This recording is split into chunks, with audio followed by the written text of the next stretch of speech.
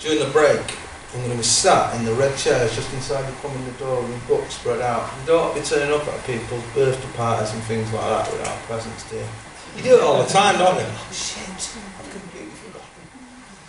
It can be all sorted tonight.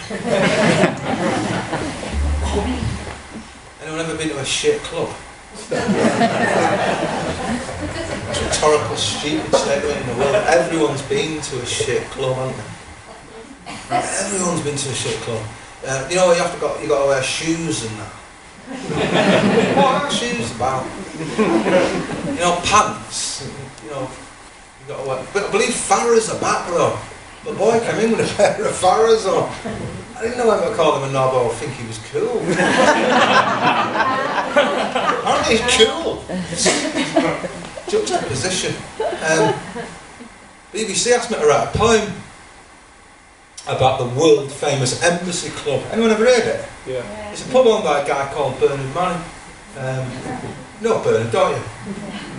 Interesting guy. Up in the Hacienda, Bernard Manning. First man to pay John Peter Clark to read poems. Bernard Manning. Pretended to be racist. Bernard Manning. Every time I went to the club with my brother's pants on and his shoes, walking down up to the door like that, the guy had got, bounce would go, "Not tonight, mate. I don't like it." It's like he was doing me a favour, not letting me in. So I thought, right, well, Mike, do you like... I'm sorry, I didn't notice that.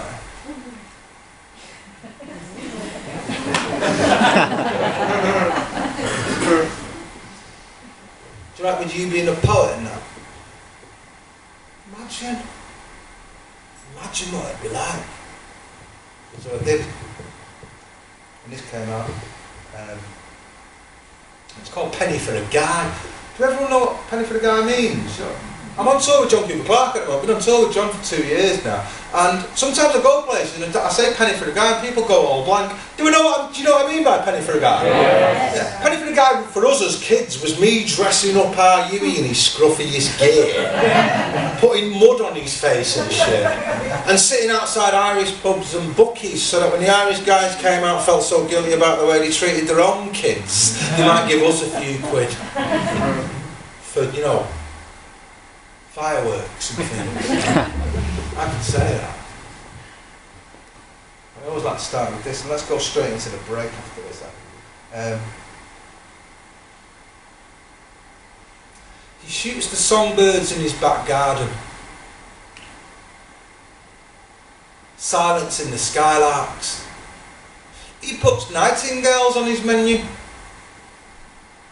rough plucked, gutted and garnished in garlic. He licks his lips, he tightens his tummy tucks, then he begins, starting with the head, and a kiss for the beak. Then he sucks the brains out. Scorched eyes soon follow, like a semicolon or matted mascara. Forking the breast, he peels the tiny morsel and swallows, all gone in one. No drumsticks or waif-like wings. Put your ear to his tummy and you'll hear him sing faint lullaby goodbyes from the inside.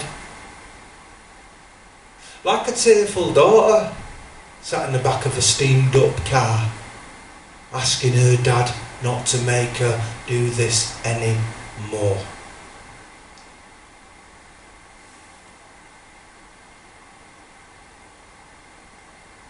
Dim the lights, because tonight's the night.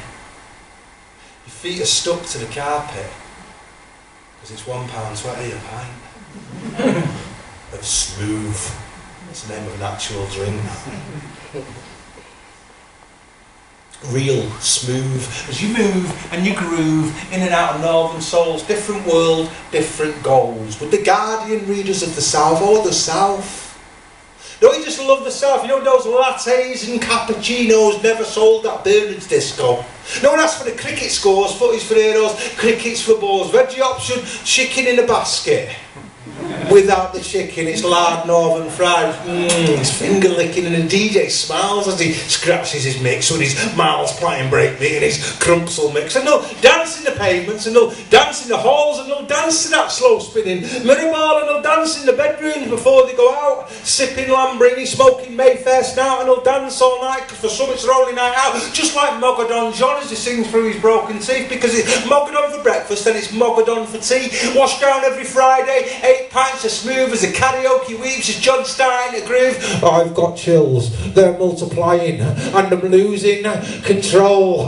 But no one knows if Johnny's singing or speaking from his soul. As the ashtrays bleed, the ashtrays heave and the ashtrays dream old ashtray dreams as hope volcanoes explode in the bog as a credit card or dole card goes a chop chop chop. And there's grands on here that cost 40p. She'll dance with arms aloft and she's only 43, but she missed the first summer of love because she was learning to kiss behind Bernard's club with a second-rate comedian with a snake-like tongue as a middle finger fiddles with a twisted thong and in a mini skirt and in a low-cut top. She is beautiful. She is top of the pop. She's got a vision, a wisdom and a philosopher's eye and a tenderness these words just can't describe, because I saw her this morning outside the Simpson Memorial, fallen grandkid in her arms, and she was softly imploring him, please, sweetheart, let me take this pain away by rocking you in my loving arms until the break of day. Love just bled from this woman, the likes I've never seen.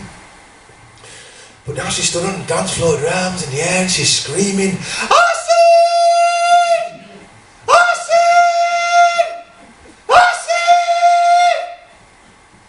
And Macy reckons Tracy's getting far too fucking feisty for robbing handbags at the christening of her goddaughter Stacey. So in Laundorama, adorned in pyjamas, Trace on Stacey's gone bananas and she's ripping locks and she's tearing faces. Now Tracy's face has been replaced with a scab that tells a story and a lesson to the old. Round here you can rob from anyone, but you don't rob from your own. But Carla's outside, she's doing penny for a guy. Every penny goes to charity. Carla, that's why I'm in my mum's life. But the charity nominated one of Carla's very own little brother and sister sat eating chippy tea again at home because Carla's mum's flat out in bed, has been now for 3 weeks because Carla pulled the needle from an arm just after she OD'd. She panicked and in a state of shock she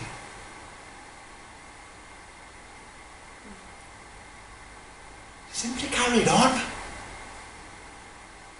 Just like you and I do. You know, when we choose to ignore.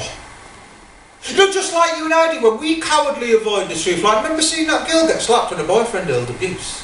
Or when we see old dodgy Bob hanging on the skills with an access card, the bank statement at Oslo leaking fucking roof. Or when the guy down the pub slaps Nigerians for nicking all our jobs, and the guy down the pub for 19 years has continually signed on. And when kids with guns knock on next door, we all slightly draw our curtains, but when we're stood in court, we bow our heads and we say, oh, I can't be certain. Carla's still outside. Nearly 1:30. We're all off the chip here, and we're all going home. But Carla disappears that night. It's a life that we could have saved, and she's never found on Saddleworth Moor in a cold and shallow graveyard. We ignore abuse and we walk past violence every single fucking day. Not to blame a teacher or a social worker, and it's as plain as the nose on your face. But Carla's voice can still be heard outside Bernard's on bonfire night, and if you listen carefully, you'll hear the harp tones going. Penny for a guy, penny for a guy, penny for a guy. Swear on my mum's life, swear on my mum's life. Just thought I'd cheese all up for the break.